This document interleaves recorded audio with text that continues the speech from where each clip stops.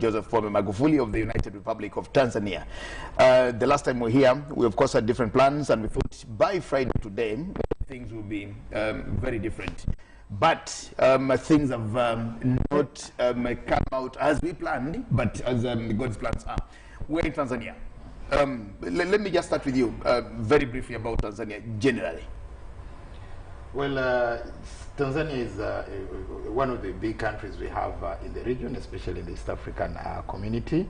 It is a country that is one of the countries on the African continent that actually try to develop a nation, that they develop an African language. It is a country that was key in the liberation of countries, especially in the southern part of the continent. But also, it also played a very crucial role in the politics of Uganda in the 70s and early 80s. So that is the country we are looking at. But on the socio-linguistics part, I think it is one of the successful countries that have developed an African language, so much that now it is the Pan-African language of wider communication. Okay. Well, thank you so much. Mututa, to you. What do you have to say about the now fallen Dr. John Pombe Magufuli? I don't know why I liked him, despite his shortcomings as a person. He embodied the African values.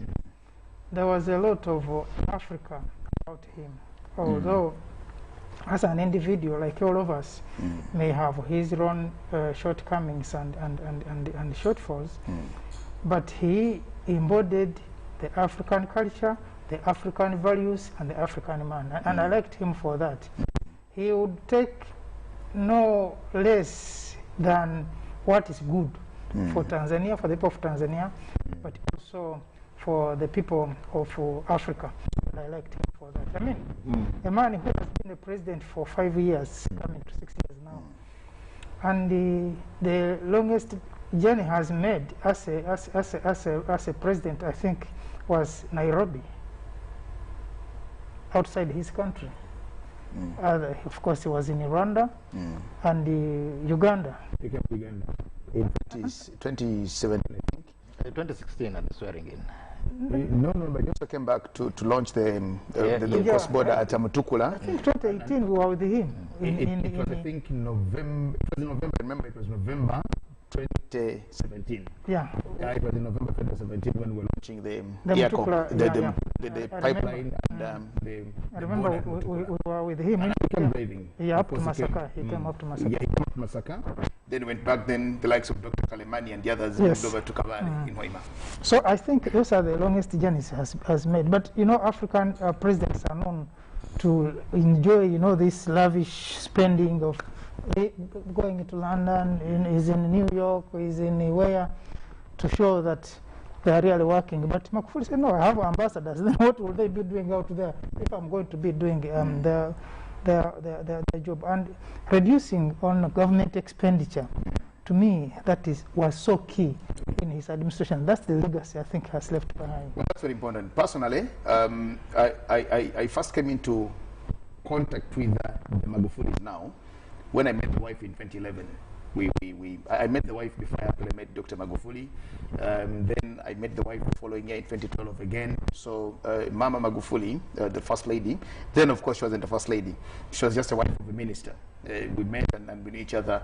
So when I had time to go to Tanzania, we met, we chatted, we talked, and at that time. So when in 2015, CCM actually nominated Dr. Magufuli, I got very excited. I was so passionate about the election there, and I really pray that Magufuli wins the election. Why? Because I had now known the family as a friend of the wife, and so I was wishing this for my friend now to become, to have a friend who is actually a first lady.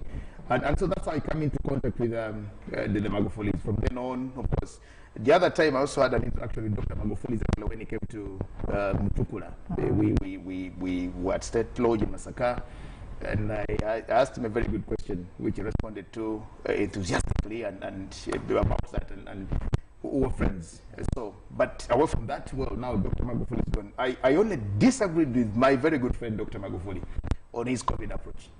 I disagreed with Magufuli, and I didn't disagree with him publicly. I didn't want to show my sentiments about what had happened, but I kept getting to levels of saying, but what could be happening? Because the way COVID was spreading, and none of us actually knew what was happening with COVID. But the simple statistics about that was at the time that Dr. Magufuli had a different opinion of on COVID-19. You remember that COVID came into Tanzania on the 16th of March last year. And I don't think it was the first East African country. I think there was COVID already in Rwanda. There was COVID, I think, in Kenya. Uganda was still spared. I think Burundi was still spared at that time. And South Sudan. And South Sudan until much later. And on the 16th, actually. Now, ironically, COVID comes into Tanzania on the 16th of March. Magufuli dies on the 17th of March, the following year, 1 year later. Then the other thing also was, you remember all countries, of course, giving up updates of the COVID responses and what we're doing. Then by May 18th, I think, May 17th, that's when Tanzania decided that they are not going to give any more updates. They're not going to give any more updates on COVID-19. But you know why? Because at that time, Tanzania had the biggest cumulative number in the region. Yes. Actually, at that time, Tanzania was the epicenter of East Africa. They had more cases than all the others, and they had lost up to about 20 plus people, those who had already died.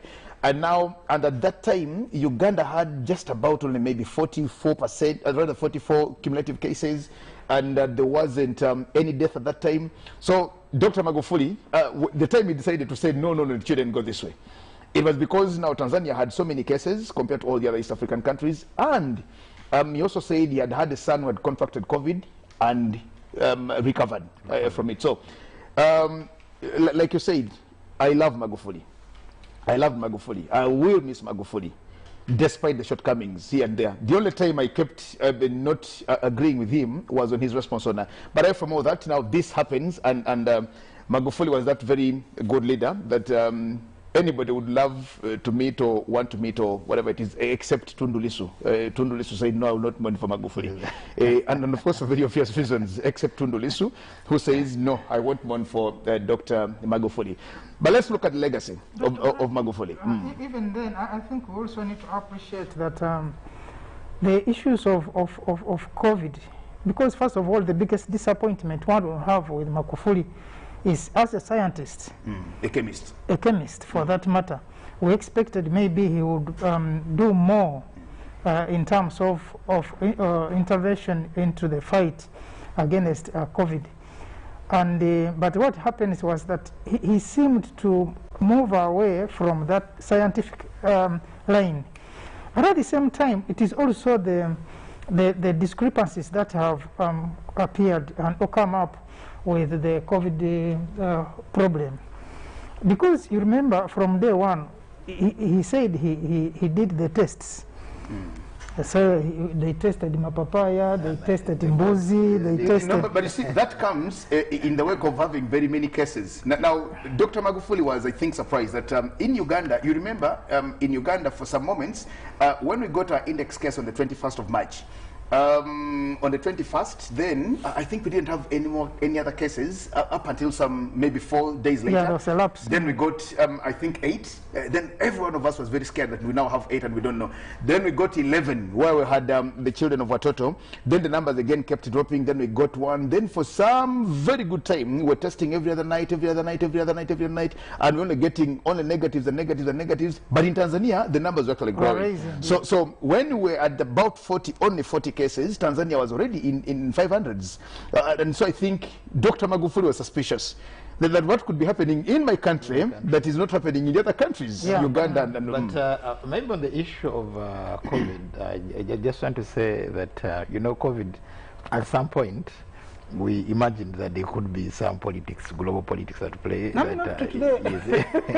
Because at one point, even here, the president was questioning, because you remember, people who were released and only to find that they had tested positive. Yes. Or some were told that they were positive actually for them to turn out to be tested positive and then went back to Kenya. No, even in Uganda, but you see, there was a lot. The scientists kept explaining these things and said there is when I think they could get a false negative. Exactly. I appreciated scientists myself. I appreciate the scientists that we were actually moving into the unknown. And that's where we were, because we didn't know much about this thing. And actually, if you look at the history of epidemics on the continent especially, you remember when we just got Ebola here, the minister then was Ndugu Chionga. 2001, around that time, he was the Minister of Health. Now, when we got Ebola here, we didn't know what to do with Ebola.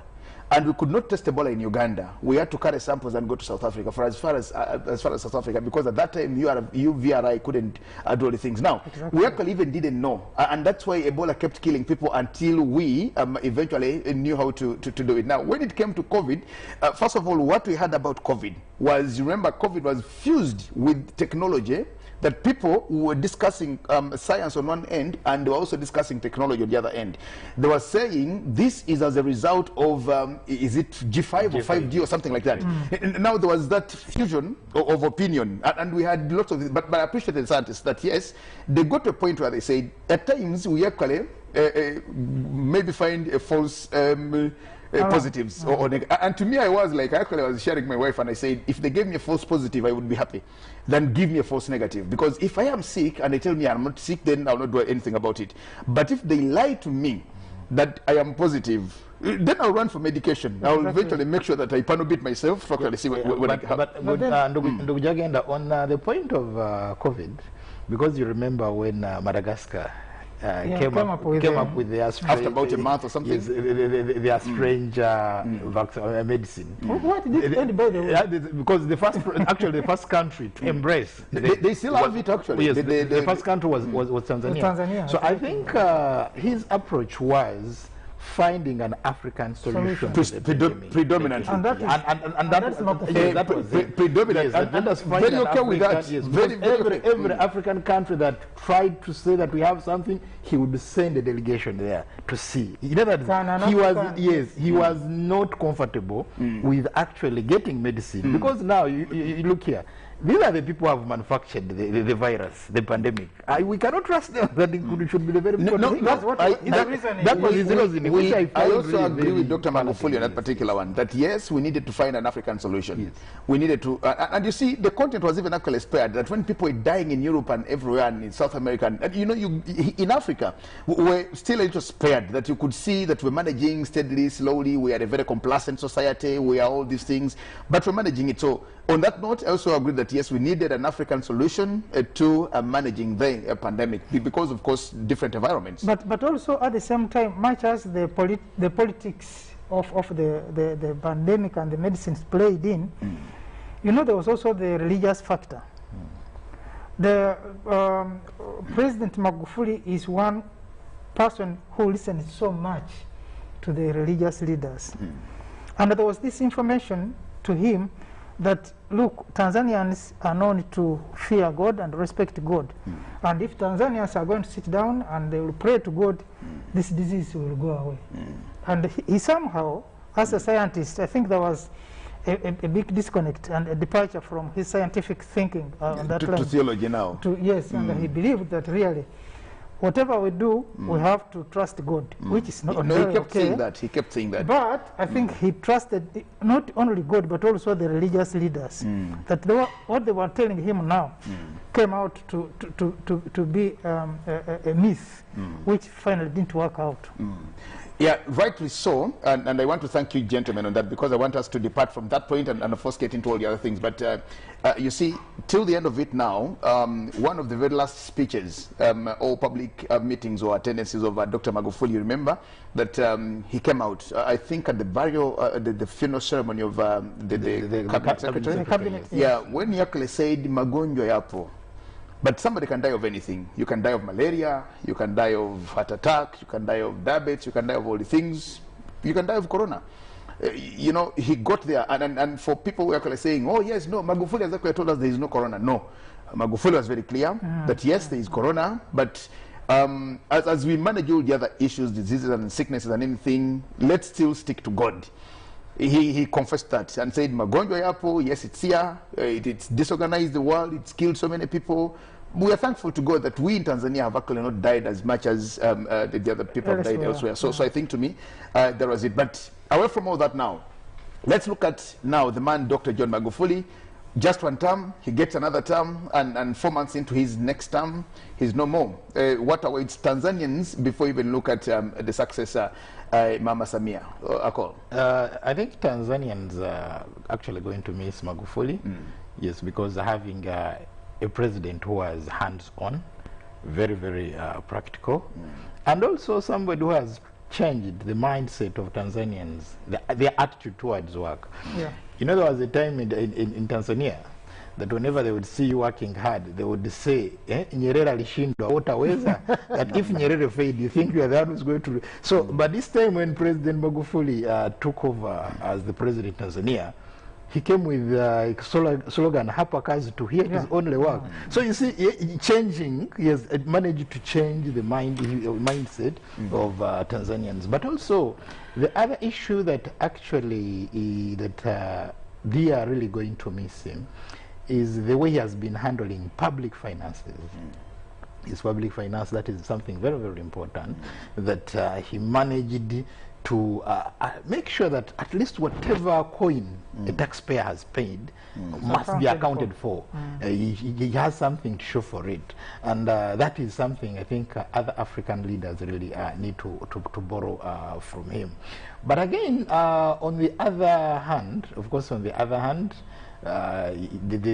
opposition, or the other hand, the opposition in Tanzania, of course, they have nothing good to talk about him because he suffocated the political space. And also the media, definitely, also the press freedoms were actually very, very limited, because in Tanzania there was a gentleman called General Ulimwengu. General Ulimwengu was one of the fans of Magufuli in the first years. Yeah, but until when actually Magufuli now started cracking a whip on the media, and they were saying, now look here, I think if you are now killing, if you are now punishing the messengers, then I think you are now towing a dictator's line. So other than suffocation of the press, suffocation of political space, when it comes to his development record, it is actually there for everyone to see. So many things that had stalled, he actually managed to make sure that they are done. And that is why when he was, when he went missing, when a week passed and they were not seeing him, because it was just noticeable. It was noticeable. That was not him. Missing in action. He was missing in action because he was somebody who was hands-on. If it means putting on his gumboots and going, because you remember his nickname was Tinga Tinga, and that is the nickname he got when he was Minister for Works. That even when he was president, there was another nickname that was added to him, Jembe, Kutoka Chato, another the Hope from Chato. So those all names showed that he was somebody who was hardworking, somebody who was very practical, and actually was a person of few words but actions. Well, thank you, Mututa.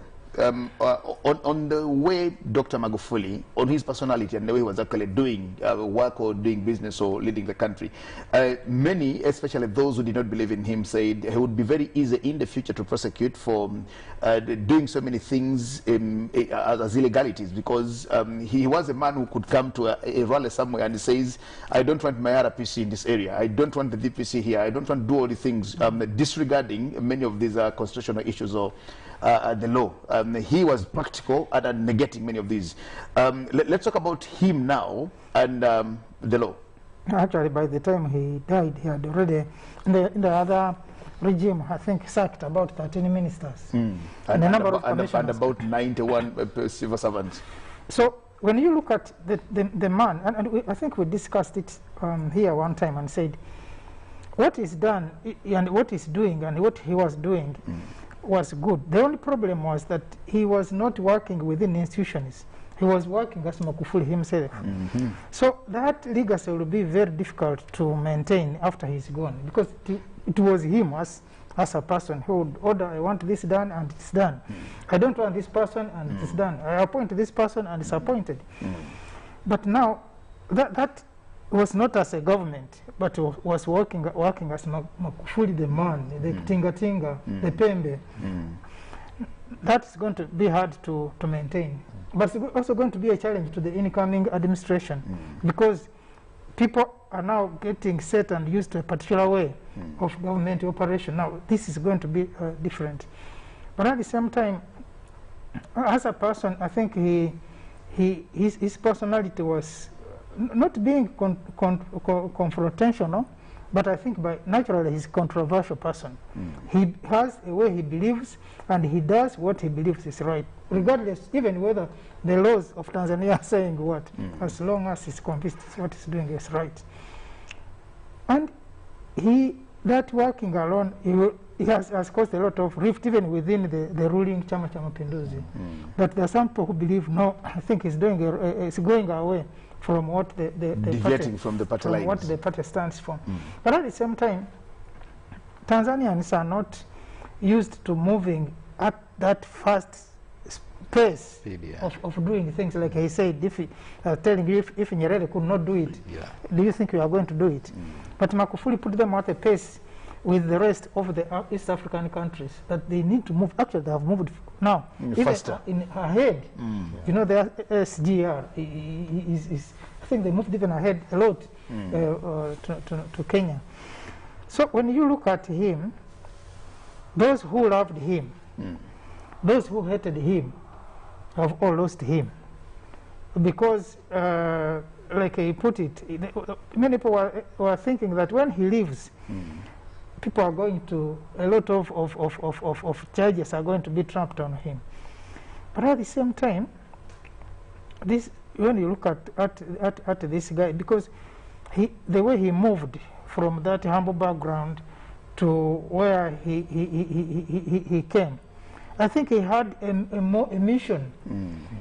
And you realize that even up to today, the constitutional review, which was finished I think a year ago, that process has not been complete. And some people are also now suspecting, because of that lack of information, that I think Magufuli was planning to insert in an article to lift term limits. To lift term limits. And that's why he didn't come up with the final proposals of the constitutional amendments. But when you look at the other past leaders and him, and you know, he came in as a compromise candidate, because he was not supposed to be the favorite candidate for CCM. There were other candidates. Now he's coming. No, he was not in queue anywhere. Yes. Now he's coming in as a compromise candidate. Also caused a rift within the powers that be. The party was again troubled with his entrance, and that rift has not gone away. Actually, one of the reasons is that delayed the announcement of his death. Remember, by last Friday when we were here, we had the information that actually Magufuli could be dead or somewhere in a bad shape. Although that information... Because Lissu was actually demanding and saying, we need this man. We are told machines have refused to work on him, he's on ventilators, there is no response. There were, of course, lots of these things happening and being talked about here and there. So we may not tell exactly when the president died, but he could have died some between 8th and 11th, around that. So what delayed the information to be released to the public was the harmony within the politics, the political party, the CCM. The vice president was picked from Zanzibar, and he actually, I'm told there was a commotion in Zanzibar. 2 choppers flying in to picking the vice president, to be brought to Dodoma. And people are like, has she been arrested? Because that was the first thing. It was unusual. Yes, because I'm told even the vice president herself was not told what was happening. Although she had checked on the president before she left for Zanzibar, in the health facility where he was, and they had had a discussion before she left for Zanzibar. She was surprised to see 2 helicopters coming to pick her, and even the detail of security had changed. Actually, one chopper was for security, another chopper was for her. So she was also surprised. The family was surprised at what was happening. But what happens now is that she has to put together a party which has factions much as a strong party, but also she has to give direction to the country.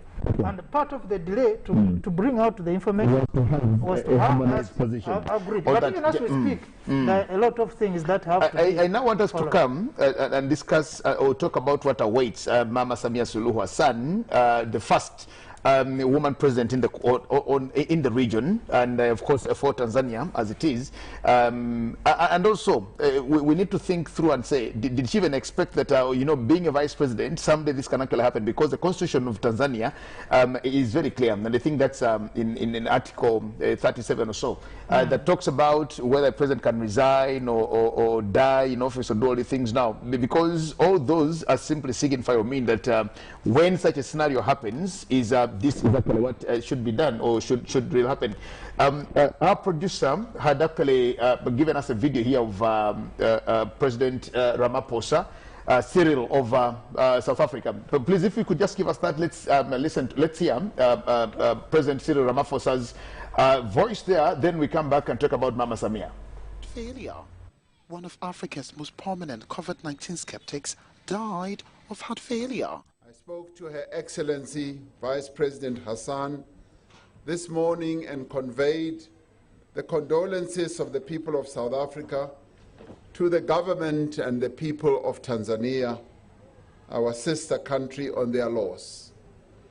As we all know, Tanzania is a country that stood with us during our struggle for freedom and sacrificed a lot, halting and delaying their own development so that we could be free. Ugandan President Yoweri Museveni said via Twitter, quote, "I have with great sadness learned of the death of His Excellency John Magufuli. He was a pragmatic leader who believed in and worked for the economic empowerment for East Africans. We join Tanzania in mourning the passing of a great son of Africa. May his soul rest in peace," he said. Kenya's Uhuru Kenyatta also paid his respect. On the continental stage, the late President Magufuli was a champion of Pan-Africanism. In the passing on of President Magufuli, I have lost a friend, a colleague, and a visionary ally. British Prime Minister Boris Johnson tweets, he's sorry to hear about the death of Tanzanian President John Magufuli. My thoughts are with his loved ones and the people of Tanzania, he said. Tanzanian Vice President Samia Suluhu Hassan is expected to be sworn in to succeed Magufuli. Well, thank you so much. Now, those are different world leaders talking about, of course, mourning with the people of Tanzania and talking about President Dr. John Magufuli. Let me start with you. What do you think awaits Mama Samia Suluhu Hassan? Looking at Tanzania itself, of course, the Chama cha Mapinduzi party, which is a very strong and vanguard party, which has also had in the recent past hiccups here and there. And of course now the region embracing Mama Samia Suluhu as one of those, of course, and now on the continental scene as another champion or player in the AU. What awaits her is that she will effectively, in other words, meet the expectations of many if she can actually live up to her name. Suluhu is a Swahili word for solution. So if she can provide the solution for the intricate nature of the union in Tanzania, if she can also provide a solution for the constitution, because the constitution is masculine, everything is he. No, actually, yes, the constitution is masculine, but that was sorted in the Interpretation of Laws Act. Yes. I think it's Section 8 of the Interpretation of Laws Act. That allows for them to, Article I beg your pardon, Section 8 of the Interpretation Act is actually very clear. It says anything that is written as masculine also means feminine. Yeah, but and everything written as feminine, yes, because the Constitution has to be interpreted. Yes, because now in this particular case, now that there's still a constitutional review that is ongoing, it has to be made clear. Then they need to, but there is no vacuum now, because the Interpretation Act is actually very clear. The voices that were against her ascending onto, I mean, being now the president designate, were using that, saying, no, look here, the Constitution, this position is replaced. These are politicians, they are not lawyers, they were missing out on certain things. I know the law. So, the Interpretation Act is actually very clear. There was that debate even here in Uganda. Yeah, so that the Constitution is actually too masculine. It is a he, him, his. But the Interpretation Act, Section 8 is actually very clear on that particular one. Yeah, so I believe that really comes out clear. But also the other issue that he needs actually to look at is consolidating the gains of President Magufuli. Because Magufuli had one, he was a very good reconciler. He reconciled with the Lowassa, and Lowassa came back home to CCM. That even Bernard and Lowassa was his opponent in 2015. Even his opponent of 2015 who had defected from the CCM, that Bernard Membe, by the time he passes on, Bernard Membe was already back in CCM. So was somebody who had that gesture of reconciling. But also, Mama Suluhu Hassan has also another uphill task, actually, of now making the women shine in Tanzania, because Tanzania has had one very good record, especially that is attributed to Jakaya Mrisho Kikwete, of empowering women. When the African Union came up with the legislative wing, that is the Pan-African Parliament in South Africa, the first president or the first chair of that parliament was Gertrude Mongella, who is a Tanzanian. Now, the first African deputy secretary general was also a Tanzanian, Dr. Asha Rose Migiro, a woman. And those were actually during Kikwete's time. Because in 2014, no, actually, not 2014, actually in 2004, when the Pan-African when the Pan-African Parliament was actually being formed, Kikwete was by that time Minister of Foreign Affairs, and he really played a pivotal role in the election of Gertrude Mongella. That when he subsequently becomes president in 2005, he brought on board more women than actually people would, than ever before in the history of Tanzania. And for the first time, Tanzania had a Minister of Foreign Affairs, that is Dr. Asha Rose Migiro. And people started speculating that maybe Kikwete is preparing a woman to lead. Because Foreign Affairs, yes. And in Tanzania, you know, their portfolios. Well, if you are appointed, then you begin behaving as though you're joining the queue, because they have the vice president, the prime minister, and foreign affairs. You say anybody is appointed to those portfolios, then the public now starts watching you with keen interest. And maybe, you never know, you may become the next president. Now, even Mama Suluhu Hassan is a product of Kikwete, because it's Kikwete who appointed her the state minister in charge of union matters. So now it means, therefore, that her coming on board as now president, she understands the nature of the union, and of course the union between Zanzibar and Tanganyika has always been a delicate issue. And having been a minister for 5 years, state minister for 5 years or for union matters, I believe she knows how she is going to handle that, so that Zanzibar and Tanganyika can feel as though they are one country. Then lastly, still on that, she also becomes the second president of Tanzania from Zanzibar, because since Al-Hassan Mwinyi, they've not had any other person. But again, also when you go to Zanzibar, some people say yes, even if you say you may say Al-Hassan Mwinyi, because some section is Zanzibar, especially people in Pemba, so that Zanzibar has never got a president, because Hassan Mwinyi was born and raised in Tanzania, in Tanganyika. So they say even the person you're saying is just a Zanzibari by origin. He was born and raised on the mainland. Yes, so now to some section they feel that now this is the first time they are going to have their own as the president of of Tanzania. Yeah, but at the same time, I think she blends in well. You know, President Magufuli was an iron man, and she provided that soft part of the presidency, that there will be people who will not go to Magufuli, but they could go to her and discuss certain issues, and Magufuli could also listen to her. But she also has to bring on board the different factions within the CCM. Those who are opposed to Magufuli can now have a home to themselves, where they can talk freely without being finger pointing. Unfortunately, the just concluded elections, I think, were the worst elections that CCM has ever had. Organized. Yes, they caused a lot of confusion within the party, but also a lot of tension within the country. But even the elections also of 2015, they had some skirmishes in there. Remember, that's a time when Lowassa left, and Lowassa having been Secretary General of the party, and also Lowassa having been Prime Minister.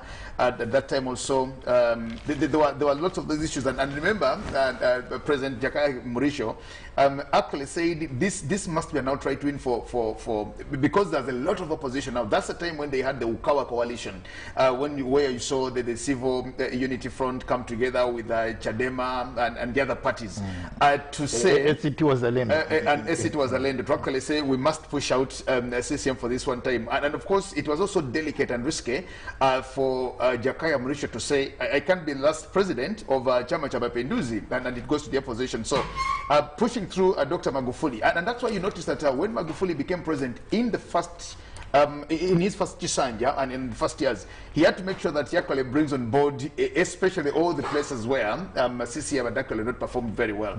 So I think the election of 2015 and the election of 2020 also, in a way, put CCM in very bad light, somehow. So now she has to bring all these factions together. But you know, given her background, she has been a strugglist. Even when she was a minister in the Zanzibar government, there were the male counterparts who used to look at her as a girl, you know. She was the only woman in cabinet. She was the only woman around. Yes. But she struggled. And she's on record having told this man that the men in Zanzibar are only dealers. Whenever you see them sitting together, the politicians in Zanzibar are only talking about how to cut a deal with the mainland.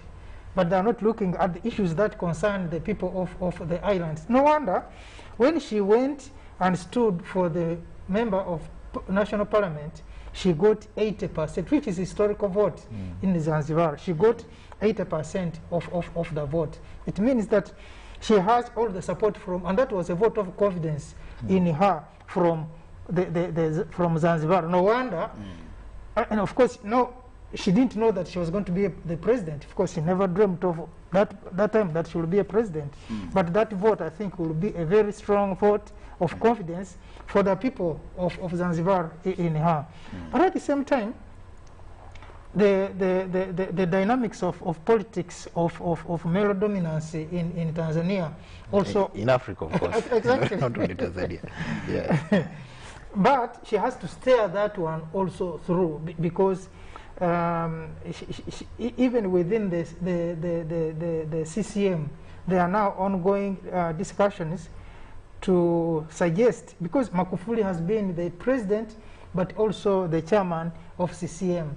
There are now suggestions after his demise, thinking that it would be good to have a chairman as a different person, but also a president separately. But you know, Mzee Nyerere had guided on that when he was the chairman outside the presidency, and I think it was Mwinyi who was the president. There seemed to be friction in the operations. So I think in his last moments, his advice to the party was that the president should be the chairman of the party for purposes of having a harmonious operation of the CCM. So, but men are looking at this woman to be the head of a strong political party, And they are thinking that maybe she will not be able to carry on the legacy that CCM has generated over years. And that's why they were thinking, but which is a selfish thing, you know. They should give her the chance to do that. President Magufuli has been the chairman of the party. So by default, when she becomes a president, she must be the chairman of the party. By default? Yes. Okay. It is not about the individual, but the structures that have been formed around her that will help her to succeed in this endeavor. So I think Tanzanians need to give her the chance and the support that she needs to be able to carry on the legacy. Well, I think, yes, like we're all saying, but by and large, many of us can't have actually even guess what is running now in the heart and mind and in the brain of Mama Samia. I think she must be the most confused person. Yes, exactly. At some moment, you know, it's one thing to say, yes, it's one thing to say, I had somebody say in Uganda here, Auntie Chiwayega is a mazi, as though she was dying to be president or something like that. Exactly. Then, of course, we conclude and say, all leadership comes from God. So, you know, it's just somehow like that. Maybe somehow she's thought and said, but what about if my boss dies in office? What happens? Maybe. What about if my boss resigns? But of course, these are things that you don't even think about to say, I'm actually a deputy. I'm in deputy or vice position. So I think anytime this can actually happen too, my boss. But when you look at the Constitution, the section of the Constitution here, the article that we're discussing or people are talking about, is Article 37 of their Constitution. And it's very clear. Article 37(5), it actually says that where the office of the president becomes vacant by reason of death, resignation, loss of electoral qualifications, or inability to perform its functions due to physical infirmity, or failure to discharge the duties and the functions of the office of the president, then the vice president shall, not may, the vice president shall be sworn in and become the president for the unexpired period of 5 years. Yes. Now, this is also very interesting here. Now, that's what the Constitution says in accordance with Article 40 of how it lays down the qualifications and stuff like that, and who qualifies to be. That's what Article 40 talks about in there.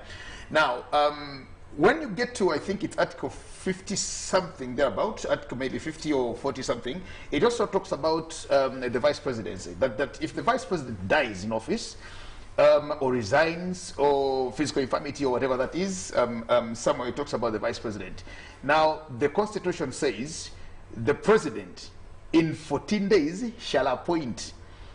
So if it had been the other way around, that Mama Samia is one who had died, then it would take Dr. Magufuli 14 days to appoint the vice president. Now remember that their vice president is not actually an appointed vice president like it is. He's a running mate. He's a running mate. Now, in 14 days, you have to appoint. Then, of course, that should be ratified or through consultation by the National Council, their parliament. Now, this here is when the president dies, then the vice president shall be sworn in. And that's what it is. Now, between 17th, Magufuli died on the 17th. That's when we got the public announcement, officially. So between 17th and I think that we have to go with the official date. That's what I'm saying.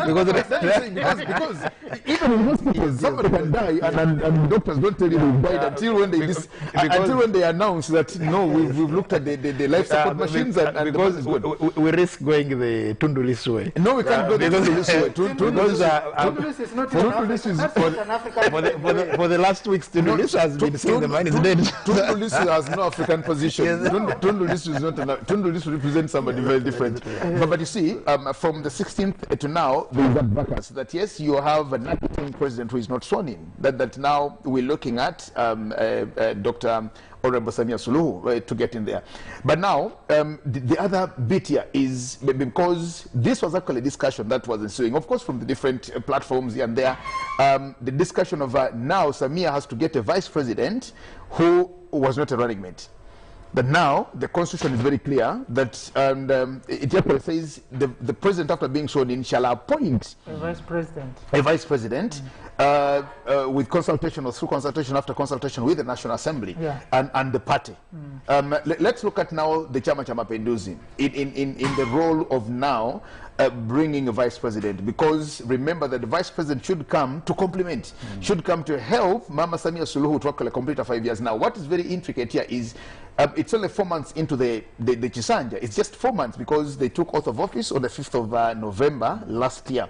And from that time to now, you're only saying November, December, January, February, and March. Just 4 or 5 months into their other term. So look at the issues of somebody coming on to deputize Mama Samia. I just want to say that, you know, in Africa we have a tendency of, we never want to dream of crossing a bridge before we get to it. Now, I think this is something that they hadn't seen. And that's why when Tundu Lissu was the chairperson or president of the Law Society of Tanganyika, actually, he was always saying that our constitution, the constitution of Tanzania, had so many issues that were not clear. And I think now history is exonerating him that because he was always in for constitutional reforms, which were, and these are part of them. But again, we also have to understand that there is a precedence that has been set in Tanzania that in Zanzibar, when their first president actually died in the early 70s, that is Shabed Karume, when he was assassinated, his deputy Jumbe actually he became the president.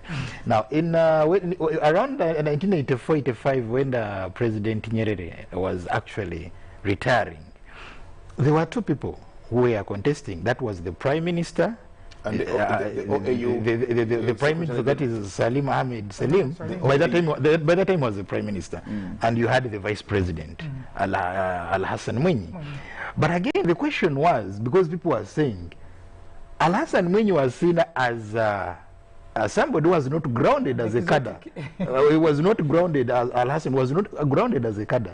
But Al Hassan Mwinyi, Salim Ahmed Salim was a grounded cadre of CCM. But his only undoing was that, but he, much as he's a grounded cadre, he has been Minister of Foreign Affairs, he has been in the UN, so he was more of an exotic person, and they wanted somebody who really understood them. So whereas the other one was a grounded cadre, they said, I think the vice president understands the situation better. And by then he was even the president of Zanzibar, and they wanted now to consolidate the union, and that is how he really comes in. So in such circumstances, there are so many things that are at play. Let's look at what happened in Mozambique when Samora Machel died. In the ranks of Frelimo, they had a prime minister who was actually the second Samora Machel, Fernando Machungu.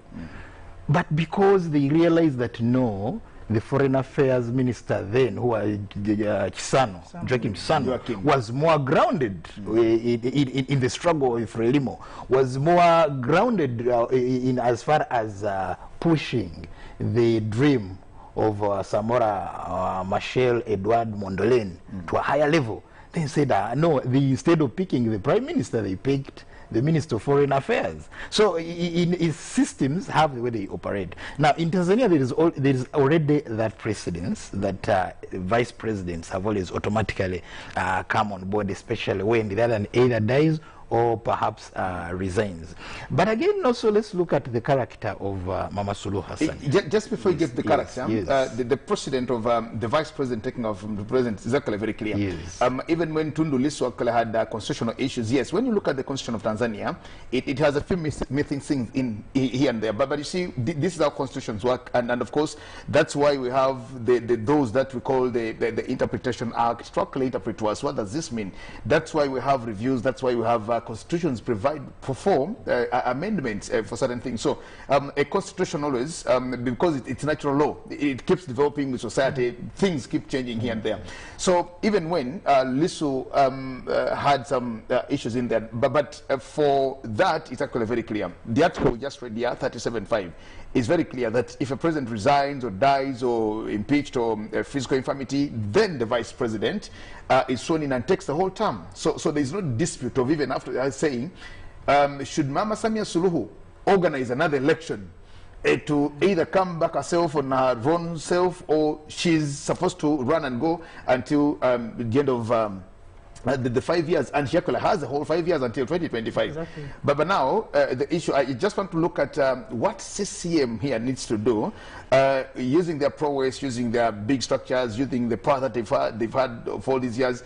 I'm looking at the factions now, in now appointing and getting the vice president. Because remember that what is going to happen this time round, like it happens that the party appoints or nominates a running mate for their chairperson.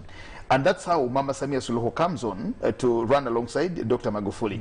Now, Mama Samia is supposed to appoint. Mama Samia is now supposed to appoint, and this time now, I want to look at the factors now of the two former presidents, Jakaya Mrisho Kikwete and Al Hassan Mwinyi, who are actually still there. I want to see what they can actually do about that as elders, as former presidents, as in managing to actually find now an appointed vice president who will, of course, be presented before the National Council. Maybe, Jagenda, on that particular point, their constitution is very clear that the president and the vice president shall not come from the same region. Now that the president designate is a Zanzibari, automatically the vice president is going to come from the mainland. Now, so the other issue that also is very clear, it's not in their constitution, but it's a practice that they have maintained, that when the president is a Muslim, of course, the vice president has to be Christian. So I think that is also like the Catholic Magufuli, Christian Magufuli, and with the deputy Muslim. So this is something that also, though it's not written anywhere, but at least that is a practice that I've maintained. But also, again, the other issue that is going to be very, very critical here is that for every president, mentors, a president, the immediate predecessor, has a year or two, though not in the limelight, mentoring their successors. So Mama Suluhu Hassan has one disadvantage, that her immediate, the immediate predecessor is no more. So it means, therefore, in this particular scenario, Kikwete is going to play a very key role in mentoring her. At least for the first 2 years, Kikwete will play a very key role in the background, yes, of ushering her in, so that perhaps she can run government effectively. Then the other issue of the CCM chairperson, because in Tanzania, the only time this has always been the precedence, that when Nyerere resigned or retired as president, he did not retire as the chairman of CCM. So he was chairman of CCM and the president was Al Hassan Mwinyi. But later, years later, he also retired as chairman and handed over the chairmanship to Mwinyi. And when he was handing over, he said that, I've realized that to make the office of the president effective, he has equally to be the chairman of the party. Hold it there. We've been given more time to talk about these issues, and we're not signing out to go away. But we'll just take a break and return. To our viewers, wherever you are, we still are with the Pan-African Friday. We're coming back.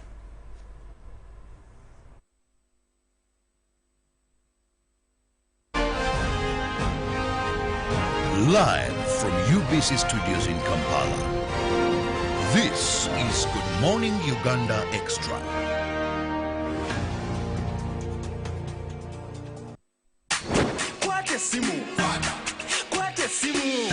Quatesimu!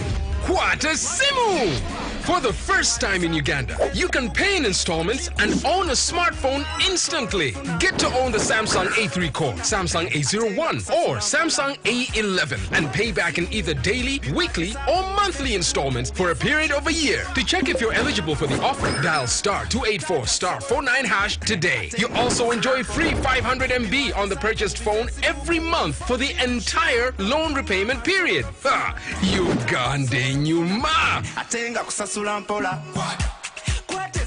Airtel, the smartphone network, in proud partnership with MasterCard, Samsung, and Asante Financial Services. The day the world stopped was the day we found where to go.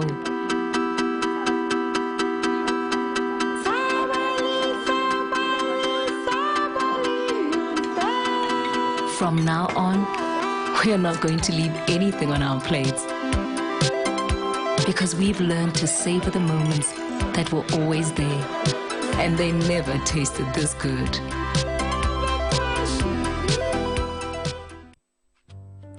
Welcome to English in a Minute. A toss is when something is thrown lightly in the air, like this. This. All right. So, Jonathan, who do you think's going to win the big football game tomorrow? Oh, I don't know. It's a toss-up, really. Orlando has a great offense, but Baltimore has a great defense. Either team could win. Wow. You seem to actually know something about these teams. Well,